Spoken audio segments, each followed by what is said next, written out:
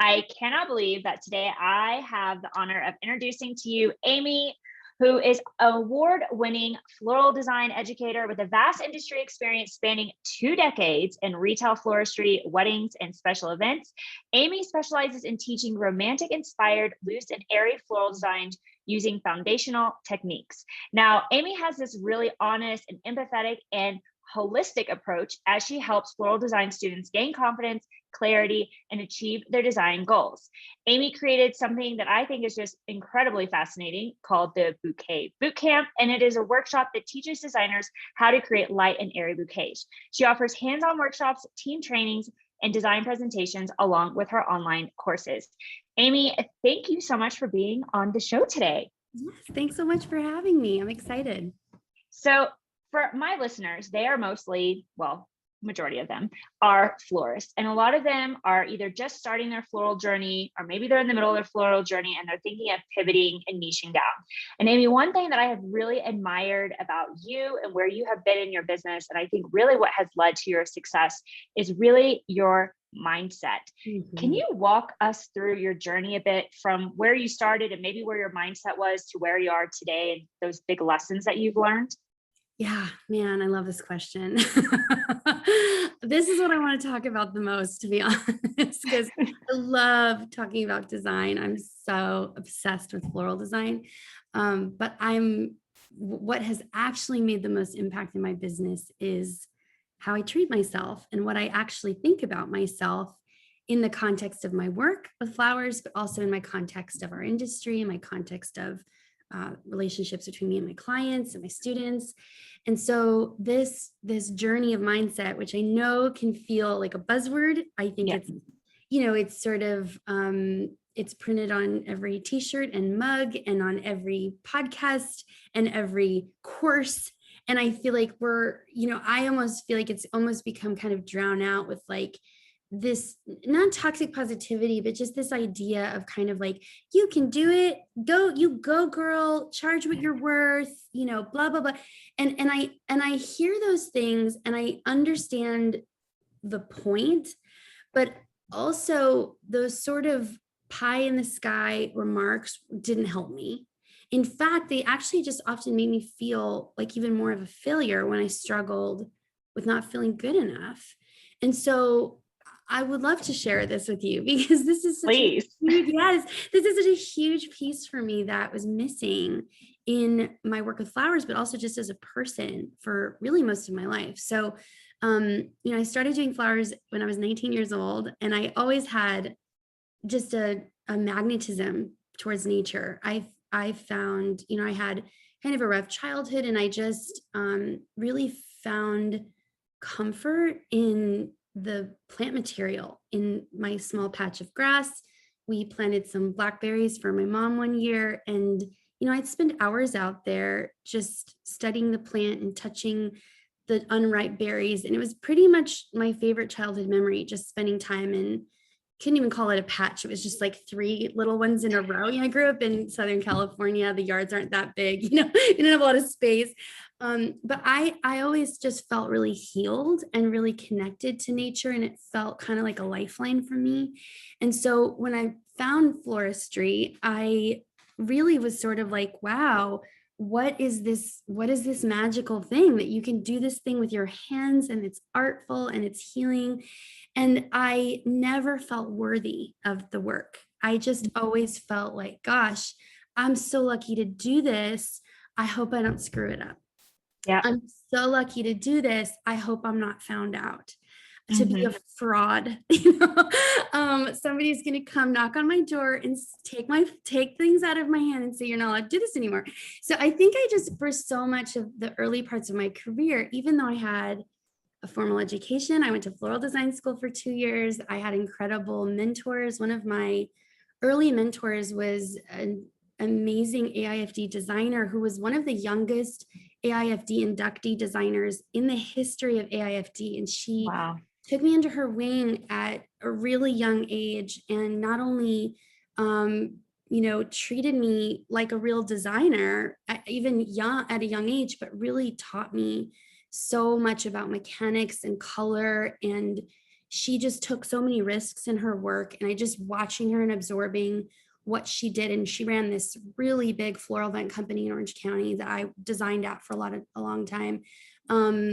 And I just got to work with amazing people living in Southern California, where there's a lot of wealth and a lot of big parties and a lot of money spent.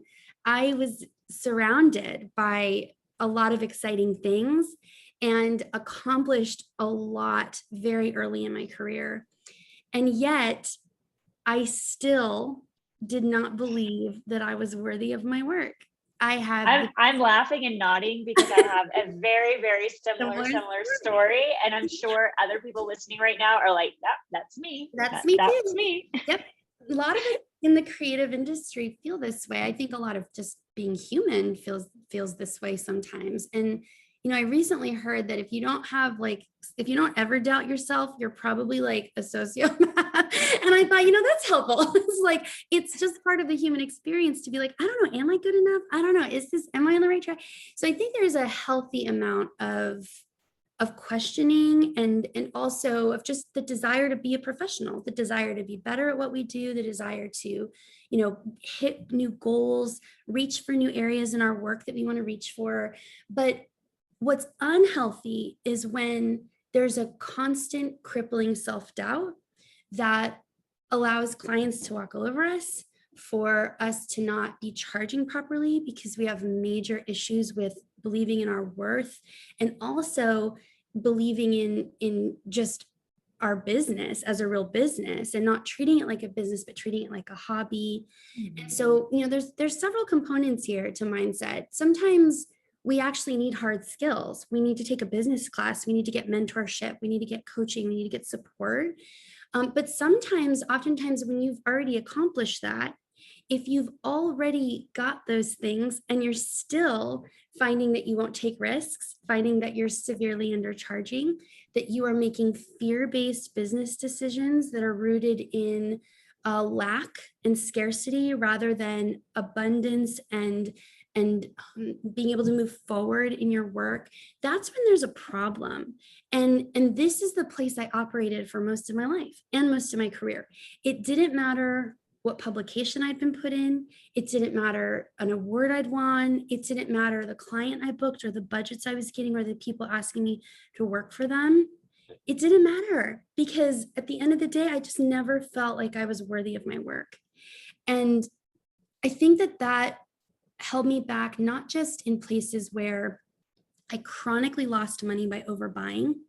I felt like I needed to over purchase flowers and just add one more bunch and I'll just make this a little prettier. And it's like I was just striving to sort of gain the approval of clients, even though they had already said, I'm hiring you. It's like, no, I don't believe I'm good enough. I'll just keep adding and adding more value and just this yearning to feel like I was good enough and feel like I was enough. And to be honest, this has nothing to do with floristry. It has nothing to do with flowers. It has everything to do with my belief and the story and the narrative that I tell myself about myself. And some of that is imposed on us by others. And then some of that is imposed upon by me.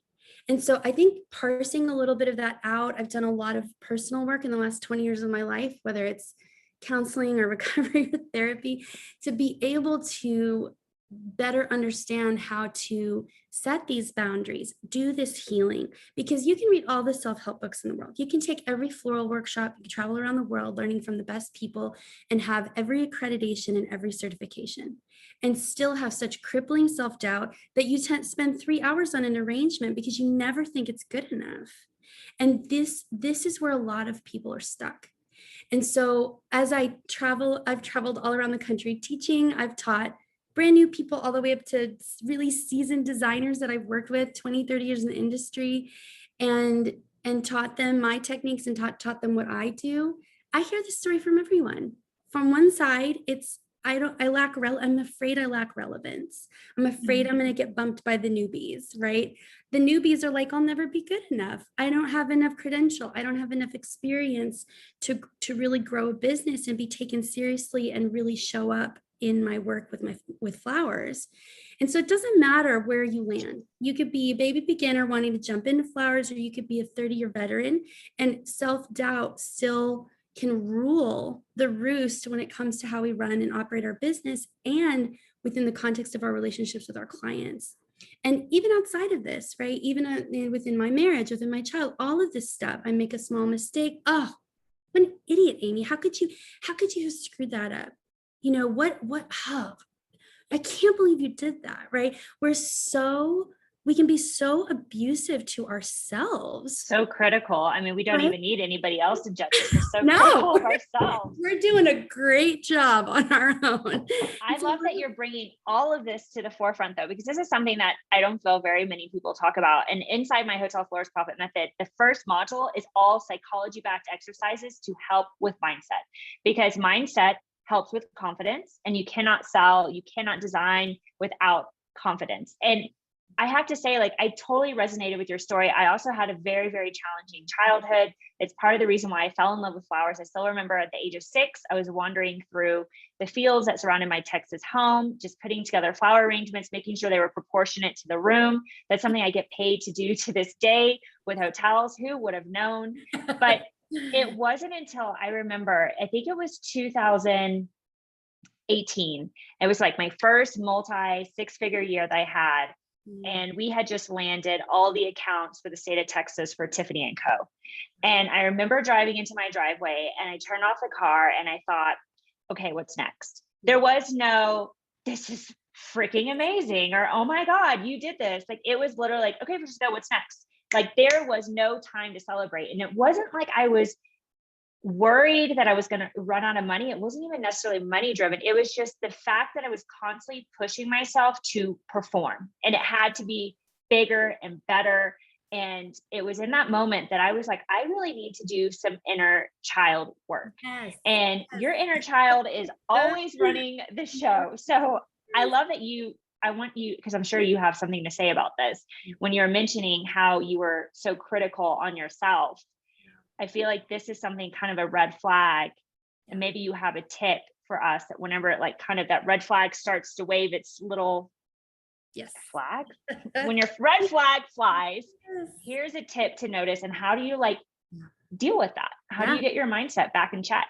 How do you get back in check? So the first step is awareness, right? It's like admitting that this really is a problem. It's saying, gosh, I am really cruel to myself. I hear it for the first time. And in my workshops, I also start with this. In fact, we devote an entire hour of our 7-hour day together. That's how important it is to talk about this. And I take every student through the whole story and the progression and the process. And we even do a little tapping exercise. We check in with our body. Like, we go there, because it doesn't matter what technique you learn if the whole time you're saying, I am terrible at this, I'm never going to get this, I don't know why I bother, I suck at floral design, I'm not worthy of being here, I will never blank, I am so undeserved, right? It's kind of like, great, cool, learn these cool new techniques, learn this stuff from me. What's the point if the whole time you're just using yourself? So we have to start with mindset. We have to, in my opinion, it's critical to real growth, not just like pick up a couple tips and tricks. It's like, my goal and hope for students that work with me is transformation. I want them to feel completely different in how they think about their work, how they think about themselves within their work.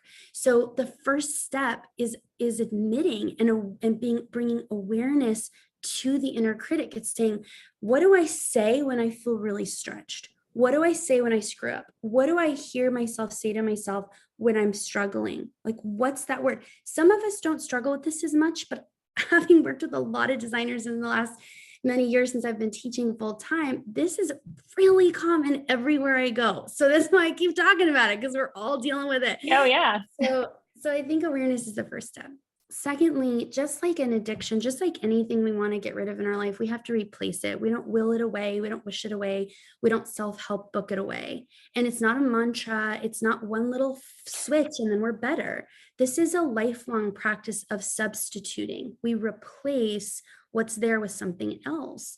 And so we talk about how to do that in the workshop, but really this is more about you seeing it, hearing it, and saying something else to yourself. Here's some examples.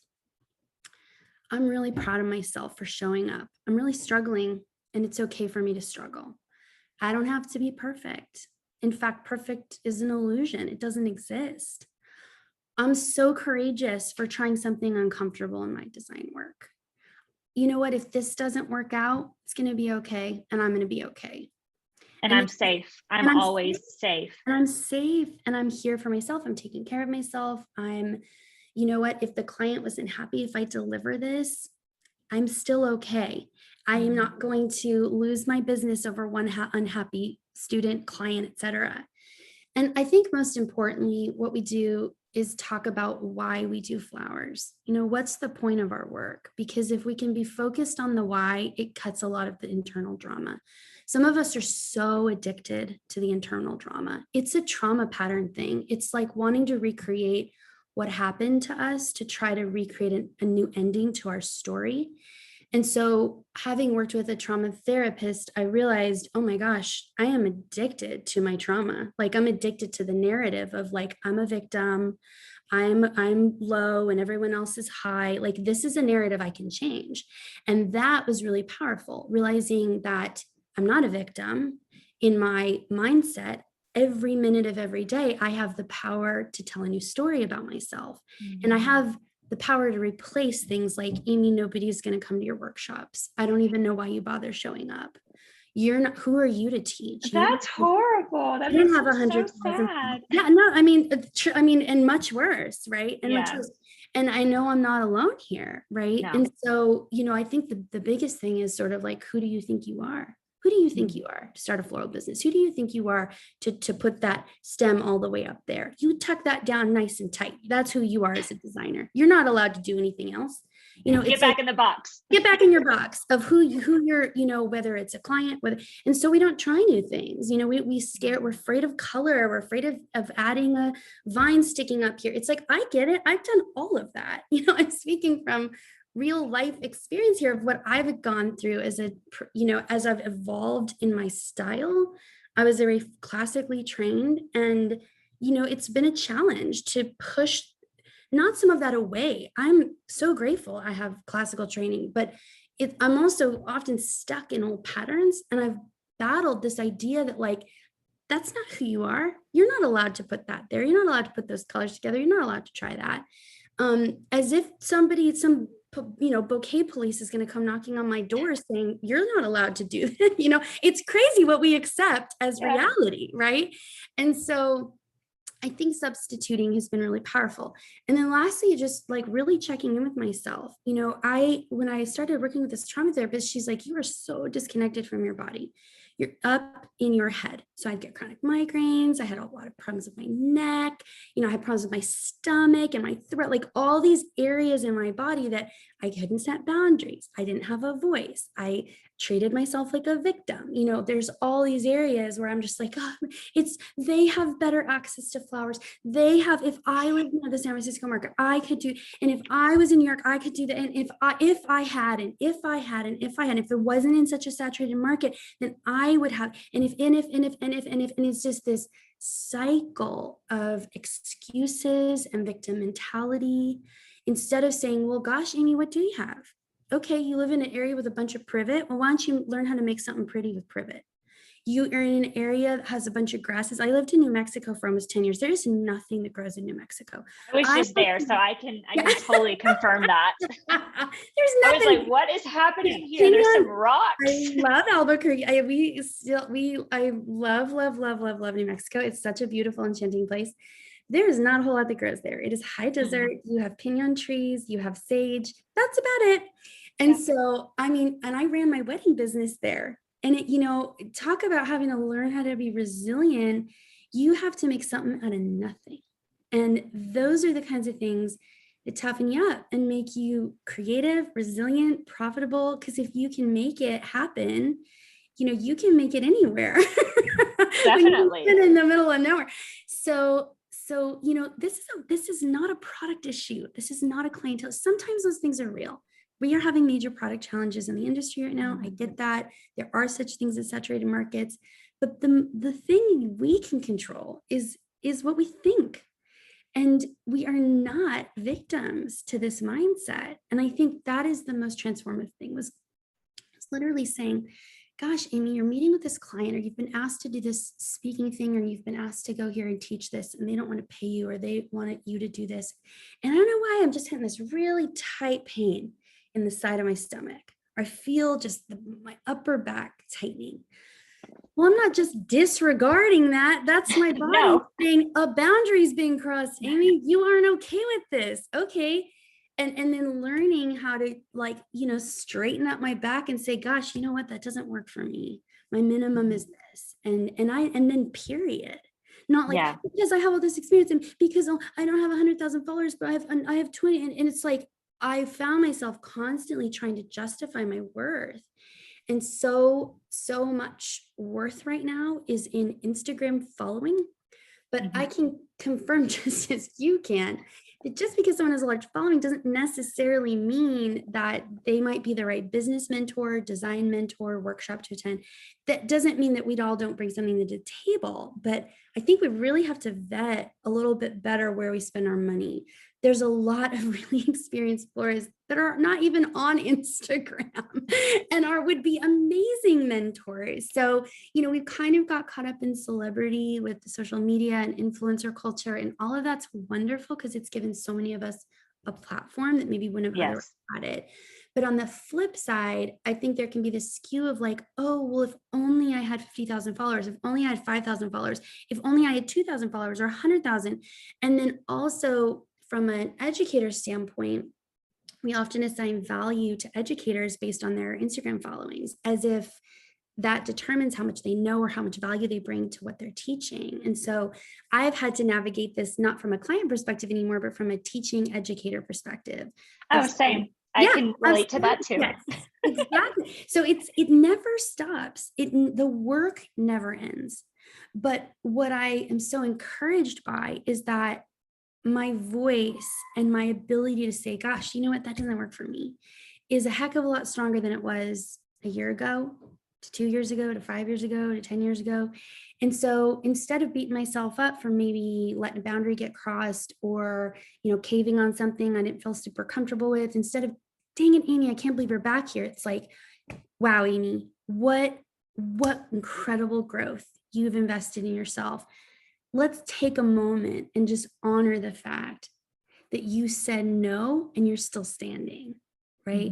Because our codependent tendencies oftentimes are like, that is where that people pleasing and perfectionism comes in. And we're like, I just need to make sure everybody's happy with me. I need to make sure that I'm positioned well and I feel like everyone's okay, and be able to say, gosh, you know what? I did the best I could and I showed up and I abided by this contract and this person isn't still happy. Like, I'm still standing, and that's learning experience and moving forward. So I know that so many people just listening right now are probably just nodding their heads. And I just love how you've been so transparent with your journey and just really raw and your evolution with this.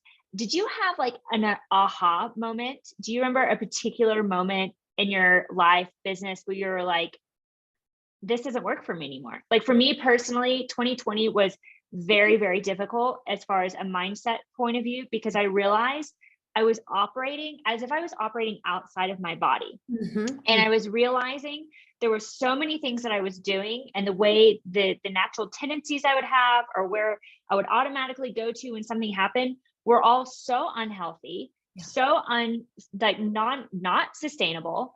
That, and then I had all this time to like sit. I wasn't able to be busy or distracted or feel responsible for anything because there was nothing happening. That it literally was such a difficult, it was a very challenging year, because it was like all of a sudden I had to rip out all the cords from the back end of the computer. Like think of an old school monitor, and then somehow untangle them and lay them out and straighten them out, make sure they're all properly labeled, and then slowly pick and choose which cord I wanted to pop back in to the back of the machine to get up and running again. Like, and it was very difficult for an Enneagram 3 type A personality to sit there and do that. So what was your aha moment?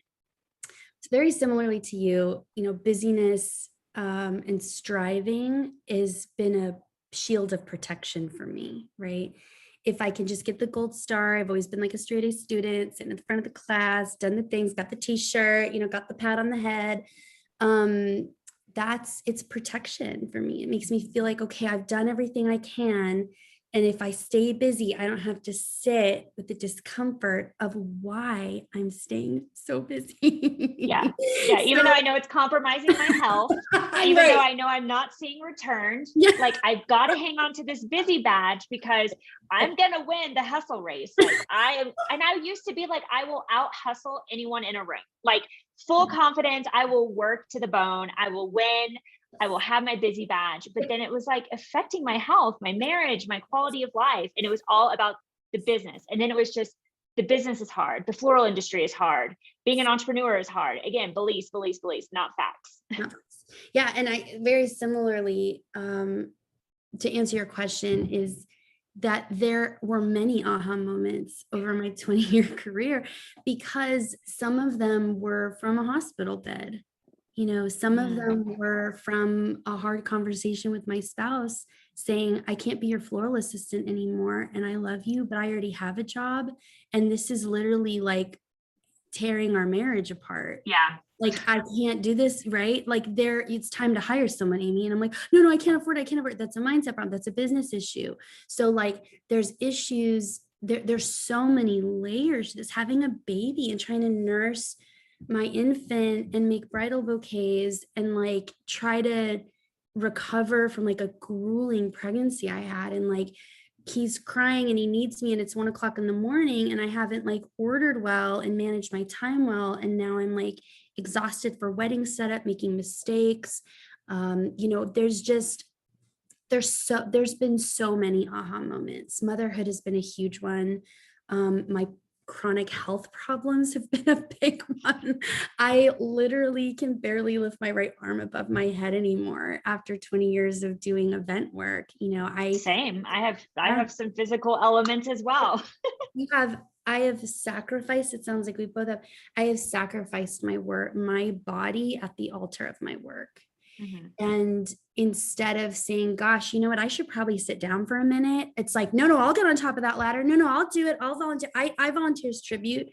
Never drinking water, never eating, just pushing through 12-hour days, getting chronic like issues with my wrist, my arm, because I'm rushing, I'm not using good technique. Like all these things have come into play. And so, I'm barely 40 and I have so many problems with my shoulder, wrist, and elbow. I have chronic pain.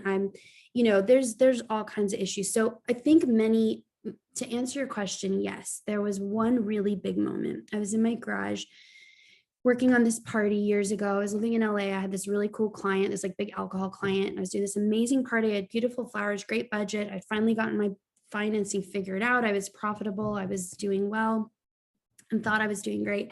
And I was standing in my garage and working on this party. And I was listening to this book on inner critic. And this woman said, it's really helpful to name your inner critic because it just creates some distance between you and this thing that you're always hearing. And I thought, well, that's kind of a cutesy little thing to do. Like, oh, cute. Like, oh, that's nice. And then I continued to listen to her and she started talking more and more about, really hearing her. And I thought, well, yeah, we're all a little hard on ourselves, but as I'm making this flowers for this party, I paused and really paid attention. And what I heard devastated me. Devastated me. I was saying the harshest things to myself. I don't even know why anyone hires you. You're not really that good at this. And you're certainly not good at so-and-so. Like, right, we doom scroll on Instagram and just feel all the things about ourselves. Doom scroll. Yeah. it's just like I think we have a literal mental health crisis because of social media. I'm Totally. grateful. I wouldn't have what I have without social media, giving me a platform, letting me connect with so many designers around the world. But at the same time, like Boundaries. we need boundaries. We need boundaries. So easier said than done, but like it really does take a dig at our mental health. So again, awareness, checking in. Oh, I'm feeling very, very ill. Maybe I should get up and drink some water. Maybe I need to put my phone away. Maybe I need to babysit myself for a little bit here. And reparent myself here for a minute. Little Amy is running the show here, and she needs a grown up over here to tell her what to do. So I think just standing in this garage, I just started crying, and I really, in a big pile of rose leaves, just had a real aha moment of grief that, man, I have really been so cruel to myself. And it was a real grieving process for me over, to be honest, it's several months of just feeling really sad that I had been so stuck in my work. I hadn't felt like I had plateaued as a creative. I felt like I was doing the same thing over and over. I was buying the same flowers. I was doing the same color palette, and I was doing fine in my business, but I was so unfulfilled. And I no longer felt like my work with flowers mattered. And I think that's when things shifted, because what I tell all my students, and we start with the why, is our work is missional and it's medical. It's that important. We bring healing and hope to people through our work with flowers. Even in what you do with Hotel Flowers, you're creating an ambiance, but you're also serving people, weary travelers. Maybe somebody's staying at a hotel because they're attending a funeral. Maybe somebody's celebrating an important wedding anniversary and it's their big splurge to stay at that hotel that week. Maybe they're on a busy business trip and they really miss their family. You know, our work with flowers is decorative, it's fashion, it's trend, it's color, but also it reconnects people to the earth. It reconnects them to something that's not going to be here for very long. And I think that's really important. And I think we have really important work to do. And so if I'm really stuck over here abusing myself and doom scrolling and spending 3 hours on something because I'm trying to make it, quote, perfect, am I really embracing the why behind why flowers matter? Or am I just addicted to my drama? And am I just abusing my body and my mind and my soul in the name of perfectionism and striving and busy badge? I love that.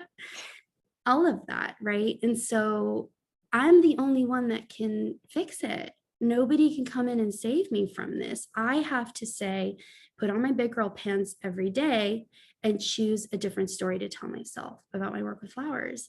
And I always say, you get to choose. You get to choose. That's the beauty of being an adult. There's very little things that are really great about being an adult, but being able to choose whatever you want to do, whatever you want to think, however you want to operate your life, design your life, you get to choose.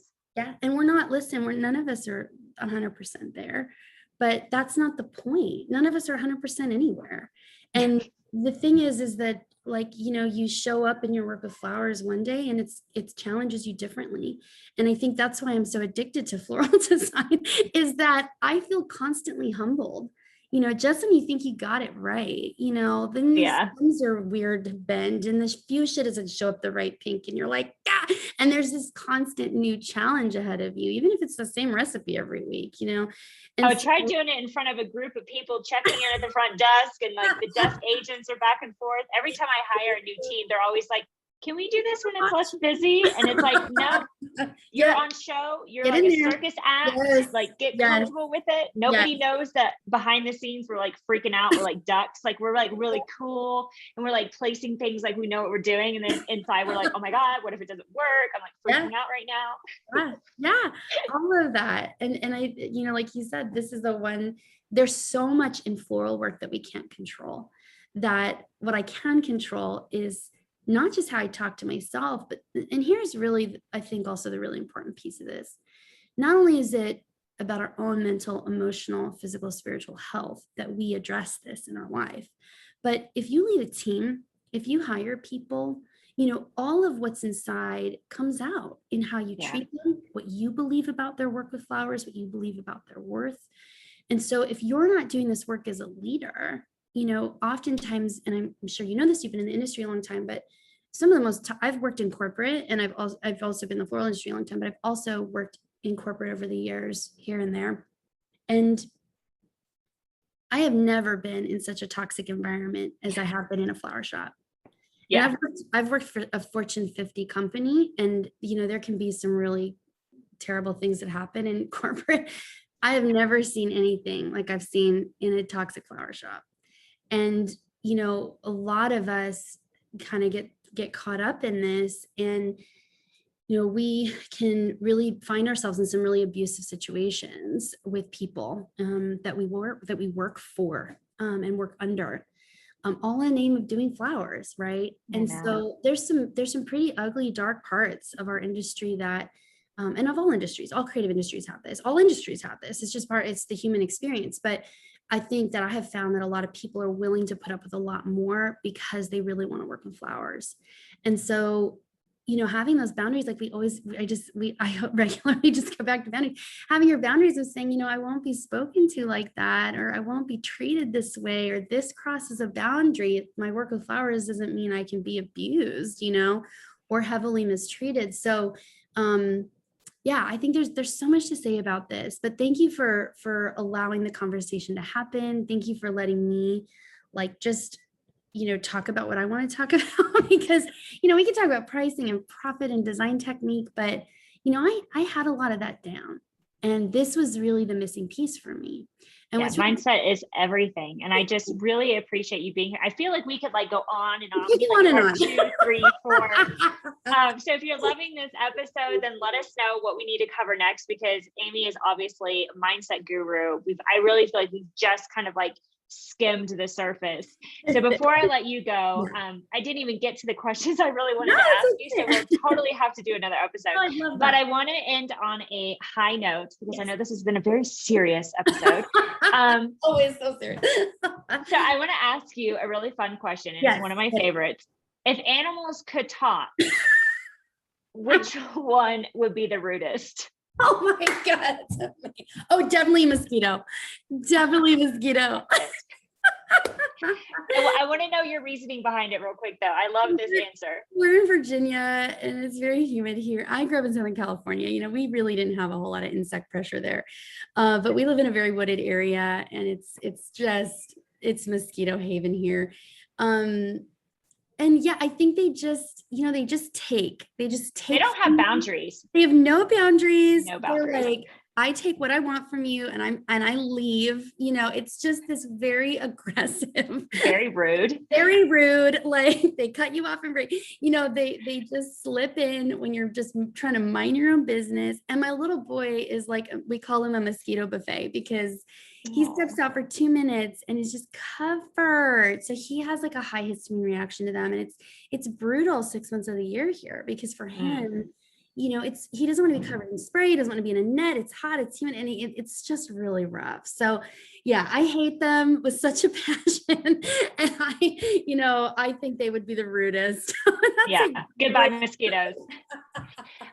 Amy, I love how you have called yourself the Floral Coach. You're the first person I came across. It's very similar to the Hotel Florist. I love that we've had this conversation. Where can people find you? What are you currently offering? All the things. Yeah, so I really just teach full time now, and I'm focusing on creating some more digital products, because I know a lot of people can't travel, they can't make it to a hands-on, or maybe it's cost prohibitive. So I'm launching the online version of my bouquet boot camp, which is a 1-day bouquet intensive.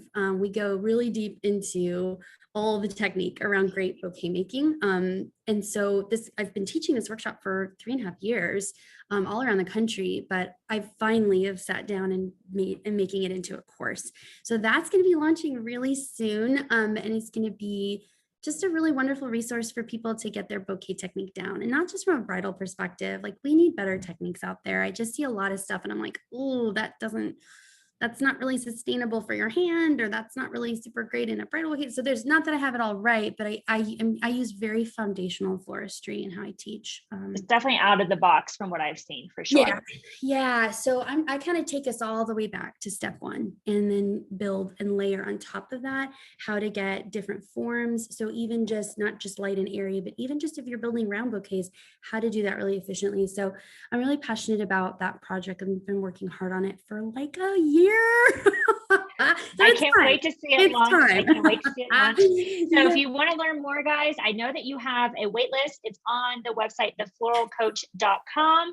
And then I also know that you're running something in Dallas. Yes, I am. So by the time this airs, it will probably be past, but I do have hands-on workshops. I only teach a handful of them a year. The next ones will be in the fall. They're taught here at my home, in our backyard, outdoors. We keep the classes about 10 people and under. So they're small. It's a full day thing, and it's called boot camp for a reason. So we do speed drills. We practice all these applications of different design techniques. We learn open form style and cascade. And I've had people with no experience all the way to really skilled florists come and just gain a ton of value of just really deep diving into this. So it's definitely my baby. I've become really focused on this because so many designers struggle with it. And so although I can teach a lot of different things, I've just really kind of found my own niche here in teaching bouquet styling, bouquet work, bouquets, because they're so hard for so many people. So I'm committed to making people's lives easier, making them in under 30 minutes for bridals. We do speed drills, so we learn how to make 2 or 3 minute bouquets in your hand very quickly. And this has just been transformative for so many designers in their work with flowers. And I get DMs weekly from people saying, oh my gosh, I had this crisis and I can manage it, and I figured it out, and I fixed it because I took your class and I worked with you with your stuff. So that's been really rewarding, just to see that this class, this workshop is not just like a cute, fun, like little day with flowers. It's like we're really giving people foundational floristry skills that are going to serve them the rest of their career in a meaningful way. So it's really become a passion for me. So yeah, thanks for sharing about it. Thanks for letting me talk about it, because I feel like it really is something we all need to know how to do. So yeah, and then I'm just going to continue to create digital products. We have a 2-year game plan for the Floral Coach on different things I'm doing, but also I just do presentations sometimes. I love presenting at garden clubs. I love team training. I'll go to flower shops and train up their team and create like a customized syllabus for them. I'm really just passionate about teaching florists. I don't teach like the lay public. I just work with professionals. So it's really been such a rewarding experience. But like you said, the mindset piece is a huge part of what I bring, is just being able to hold safe space for people while they're working through challenging things in their business or working through challenging things in their design. So it's been quite a journey, and I've just never felt so privileged and honored to get to share my years of experience with other people and help them with their work. So I've loved Thank that. you. Yes. Thank you so much. I know everyone listening, myself included, I don't want this episode to end, but if you want more, go and check her out, the Floral Coach on Instagram. She's there every day. By the way, she has an amazing Monday meme. I don't even know if that's how I used to say it, but I literally go on every Monday and I read all of them, and they make my day. So go and follow her. Amy, thank you so much for being here. Thanks for having me, Francesca. It's such a joy to talk with you. Take care.